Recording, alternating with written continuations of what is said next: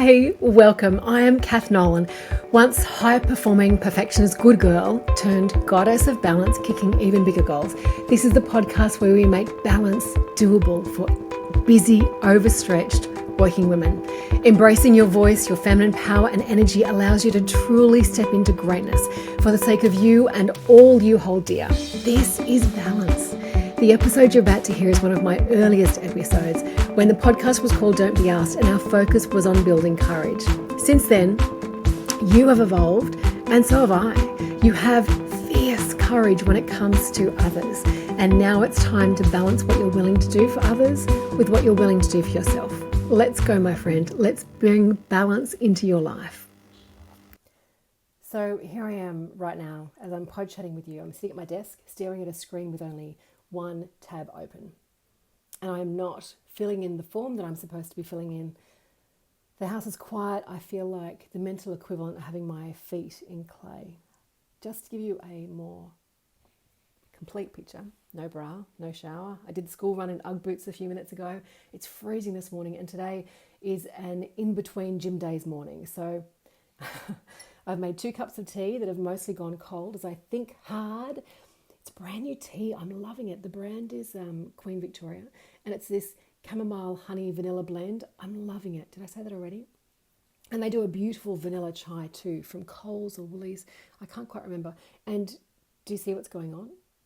I am totally procrastinating. That's exactly what I do when the fear of minor judgment gets me. Big fears, adrenaline rises to meet you, but small fears, So right now, the judgment is because this form that I'm supposed to be filling in is for an award nomination acceptance. I heard weeks ago that I was nominated. They said some beautiful things about me, about the work that my business is doing. All I have to do is accept the nomination and then I will drop into this simple process of being judged for this amazing award. That's the heavy word though, right there in the middle, isn't it? Judged. I could tell you that I've not completed it yet because I've been so incredibly busy. I am busy all the time. 3 kids and a Sam, plus currently extra fluffy Bronte. That's the foundation of my busyness. That's the base level. Add in extra hours lately preparing for the next round of Impact My Group Coach program. Yay! Plus my living the dream day job. Speaking, running workshops on courage and inclusive leadership, coaching women to get past hurdles and embody who they want to be, the leaders they want to be. Yes, I see the irony. I coach people to do what I am currently avoiding, hence the vulnerability. And so you see now why that voice in my head is telling me I really shouldn't be this vulnerable and share this particular story because I coach people to see that they're brilliant. So surely I should walk around like inhaling my own self-belief like it's oxygen. Self-criticism is part of being a woman. It's part of being a woman, and I have coached thousands, so I've heard the inner fears of thousands, and it means that I know, like I know my own face, that you do it too. You might have heard me talk about a dinner that I had a while back with Tanya Joseph from Sport England about our conversation about This Girl Can campaign that went viral globally. So before that little 2-minute video lit up the planet, Sport England did this intense amount of research and learned that the number one thing holding women back is the fear of being judged. We procrastinate when we're afraid. Of course, all those reasons that I told you for why I've not replied to this nomination acceptance, you might have worked it out. They're not real. They're not the real reason I've not yet filled in the form. They're very valid, they sound valid, they're believable, but they're actually all surmountable. So let's say if theoretically a family member had called an emergency or a coach had an emergency, I'd have been able to make space and find the time if it was important, if I wasn't avoiding it. So why haven't I filled in the acceptance form yet? It's the fear that I'm not good enough. The fear that I'll expose myself, that if I tell them what I've done, and I'm not judged as being awesome, then it'll mean that my meanest self is right, that I really might be who I think I am on my least confident days. I've known thousands of clients who go through this same mental process with job applications. They say things like, what I'm doing now is working just fine, and I don't need to add another thing. Absurd, really. Back to me, I've won awards like this before. The first time I accepted a nomination was in 2017. I was a finalist and it shocked me. The team and I celebrated so big. Oh my goodness, it was an honour to be in that room, goose pimpling, among what I felt were giants. You're the founder of Healthy Mummy Shakes Empire and the founder of Share the Dignity. Just a few months ago, I won bronze in a similar award on a global scale for women changing the world. A People's Choice Award and this Global Coach Award, global award. Being part of these awards has been purpose-affirming, soul-enriching experiences. I know I want this next little push of participating in these awards, and yet here I sit procrastinating over this form because I want to be judged, but I also don't want to be judged. So much prefer chatting with you about filling in the form than actually filling in the form. I know it's ridiculous. So let me put my coach self back into the driver's seat and tell you the neuroscience of what's going on here. 95% of our daily thoughts and 40% of our daily actions happen without us having to actively think about it. Your brain is taking care of business, hustling in the background like a 1950s wife, taking care of all of the details. Functions like habits and breathing and emotions, long-term memory. In order to make that happen, there are functions and decisions put onto autopilot. We have habits and behaviors that the brain keeps sticking to because it thinks that that's what's going to keep you safe. That's what's worked before. Like not stepping into oncoming traffic, avoiding the office narcissist. But some of our programming might be a little outdated. So there are actions that you take habitually that aren't actually valid anymore, or maybe even never were, like the office narcissist. Maybe they're not actually that. Maybe it was a rumor that you heard that built on your past experience, and what you saw as evidence of that perception. But actually what you saw had a perfectly innocent explanation. Unless it's the narcissist telling you this, in which case, ignore what I just said. So our brains have autopilot actions, and mostly they work brilliantly, but sometimes those autopilot responses can expose a blind spot, something that we should have taken a more active role in. Let me introduce you to two buddies. These BFFs are both biases.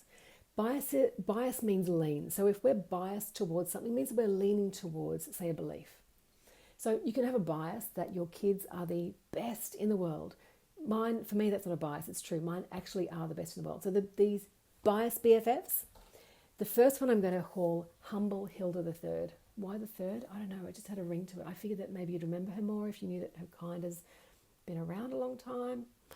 Anyway, so Hilda is a bias. Humble Hilda the Third. Hilda is also known as imposter syndrome. Some other time, I'm going to tell you more about Humble Hilda and imposter syndrome and why she was born. But this story is about her friendships and what these mean girls are doing to you. Wait, why did I call them mean girls? And why did I automatically give them female names? Disney. It was Disney. There was always an evil stepsister or a witch, and the handsome prince was the savior. Let me give you a peek at the ending here. There's no prince coming to save you. You, my friend, are the magnificent warrior, if you choose to be. Okay, away from my childhood fairy tale based bias that the monster had to be a woman and back to the BFFs. So, Humble Hilda the Third is your imposter syndrome, and she can be really persistent because she is terrified of getting hurt. She's terrified of you getting hurt. So she can be pushy and she's telling you, hun, you suck at this, but you're going to get hurt. Really, keep your head down. Someone is going to see that you are a joke. Really, you should be better at this by now, and you're just not. Then there's Hilda's bestie, Confirmation Claire. Confirmation Claire is magnetic. She's magnetic. Her real name is our confirmation bias. Confirmation Claire is the bias behind that thing that we do when we start with an idea and then we suddenly see a whole lot more that confirms that idea. We see evidence everywhere that we're right. You see why Claire and Hilda are BFFs? Hilda tells you that you're crap and Claire shows you it's true. Now there's a third wheel in this group. False consensus felicity. False consensus felicity tells you that what other people see, they see your worst. You know all those negatives that you know for sure are true. So Felicity is the false consensus bias. I know her name is so creative. So creative. Thank you. False consensus bias is the psychological effect that makes you believe that other people agree with you, even if what you're seeing is fake. So back to our BFF Felicity. Fake consensus Felicity is the voice of, oh, they all think that. You know, they all say that, right? And she can be so convincing. Let me give you an example. Let's say you're doing a presentation and you feel really nervous about it. Humble Hilda the imposter chick is telling you that you don't know what you're doing, that you are an imposter. Fake consensus Felicity is there to sweetly whisper, darling, I know this is going to hurt you to hear it, but they see you. They see you shaking like a leaf with nerves. And then confirmation Claire, she's chiming in with, oh honey, she's right. Look at that. Look at that. The boss is checking his phone. Love, he is bored.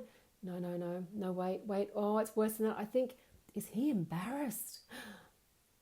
By this stage, your dear internal humble Hilda imposter chick is growing stronger in her belief. What she suspected is true. Her BFFs have reassured her and they've crushed you. Maybe I should have used an awards nomination acceptance as the example here, just to, push me along a little bit.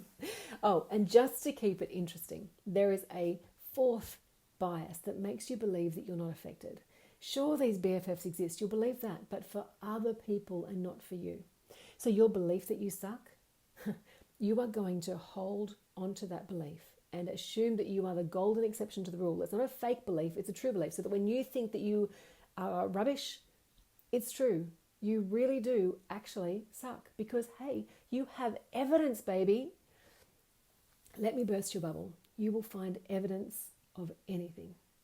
That's why debating exists and law courts for that matter.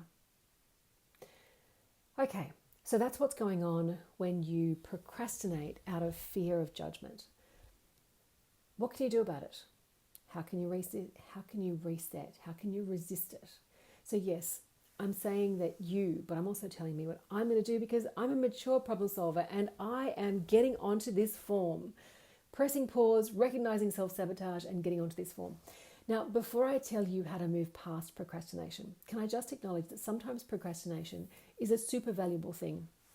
Sometimes you'll procrastinate because the action that you're avoiding isn't right. Your gut is telling you to stop and think. That's a pause. Pausing to assess is not procrastination. In your gut, you probably know when it's helpful procrastination, a pause, or when it's avoidance procrastination. So when it's that irrational, petty, fear-based procrastination, here are 3 strategies that you can use to shift and move to action. The first one is meditation. It gives you clearer thinking. One guided meditation I love is one that I recorded with Bianca for connecting to nature. So Bianca Stoyarski is an Adelaide girl. She's a Badimaya and Ukrainian woman, a healer and an inspiration. Honestly, the woman sparkles like Swarovski. She helps people to heal trauma with Indigenous healing practices and with equine-assisted therapy. So that means that they work together with dogs and horses to work through stuff faster. Not always, but sometimes it's one of her strategies. So Bianca was one of my first guests on the podcast. This was after we wrote a book collaboration on courage together. And yes, I'm seeing more irony in what I'm telling you right now. Back to my vulnerability. Should I really be telling you this story? Bianca's got the most extraordinary energy and she's so wise. After we recorded that episode, I asked Bianca to look over a meditation script and provide an Indigenous perspective. What resulted was a 5-minute meditation that combines both Buddhist and First Nations practices with my voice. It is the most beautiful, soul-calming, affirming meditation experience. Just thinking of it makes me breathe deep. The reason I think this meditation is so valuable and why I think that you need to hear it is because it'll shift how you see meditation. Whether you currently meditate or hate meditation, it will shift how you see your place in the world. That's the great gift of the First Nations input for this particular guided meditation. There's no cost for this meditation. You can just download it as much as you like, play it whenever you like, share it with whoever you like. And in the spirit of making things easy, I'm going to ask my podcast editor, that would be my 14-year-old son Liam, I'll ask Liam to cut the meditation in at the end of this podcast too. put his tech skills to brilliance, his tech brilliance to use for me. So you don't need to go anywhere else. Unless you want to download it and share it, then just keep listening past the end of the podcast and you'll hear that meditation. But if you want to download it, as I say, it's there. It's on the episode page for this episode, kathnolan.com/number 18. Not the word 18, but the number 18. The second tip that you're going to action is my magic wand coach trick. This is such a powerful tool. I know that you're going to love it. And it's so simple. You'll be using it before the day is done. So I remember a few months ago, I was on a Zoom call with one of the girls in my impact program, the coach program. So she was telling me how frustrated she was at work. Like, on paper, this job ticked all the boxes. It fit her values, it fit her experience. She loved the industry, it was convenient as well, but she had an itch. She wanted to be doing something else, something really specific that she was quite passionate and excited about. So her inner confirmation Claire was totally on the case, always pointing out how difficult the job was, how annoying different parts of the job were, it was interfering with this and that. Constantly, confirmation Claire was taking shots at her, and then her humble Hilda imposter would pick up on the conversation and join in the vibe, saying things like, girl, if you were any good, really, you would be out of here and living the dream that you really want to be living. I feel her exhaustion from back then, even as I'm telling you her story at this point now, months down the track. Can I tell you what we did? So there were other reasons at play that meant that she had to stay in this job, that she was well suited, and it well suited her circumstances really well. So I asked her to close her eyes and pretend that I had just waved an imaginary wand. To imagine that suddenly this work environment was the place of her dreams, that it actually helped her to get where she wanted to be long term, as well as being great short term. I gave her some tools to help her bring focus to that. Do you know what happened? When we spoke 2 weeks later, she was amazed. Her work had transformed. Unbelievable. She was loving her job and felt satisfied there like she'd never done before. Her confirmation Claire was working overtime, only now confirmation Claire was working for her and not against her. Can you see how you might apply that handy tool in your life? I trust that you will. I know that you will. So now for my third tip. My third tip for you, the third piece of homework. Yes, homework that I'm giving you. Yeah, I'm being really pushy today because I know that you are going to love what you see and that you will put it to use forever. You'll probably pass it on because you can't help it. So the third action you're going to take is to do a Google search for This Girl Can. Let me see which one. You'll see a few. When you do that search, you'll see a few. The campaign was such a huge hit. It was picked up by sports industry bodies the world over. Sport Victoria was one. Sport Canada was another one. So if I were you, I would start by watching the English version of This Girl Can, because that's the original, the one that first lit up the world. I promise you, you will be moved by it. And my homework, incidentally, I'm going to put my big girl pants on, maybe even a bra, and I'm going to listen to a 5-minute meditation with the Divine Bianca's fabulous input. I'm going to put my confirmation Claire to good work, and I am going to fill in this award nomination acceptance. Might just put the kettle on first. See you next time. You know, I believe that women do help other women. I hope that this episode has empowered you to question your willingness to go last. I hope that you will embrace balance, and I'm also hoping that you will help me to help other women to do the same. So how can you help? Show your support for the work. Subscribe and review the podcast here where you're listening. Follow the Goddess of Balance on Instagram to catch some cheeky behind the scenes and extras. Connect with me on LinkedIn and share the posts with your network. That would be sensational. If you have enjoyed this program, this episode, you will no doubt love my group coaching program. You've got to find all the links to these in the little written blurb for this episode.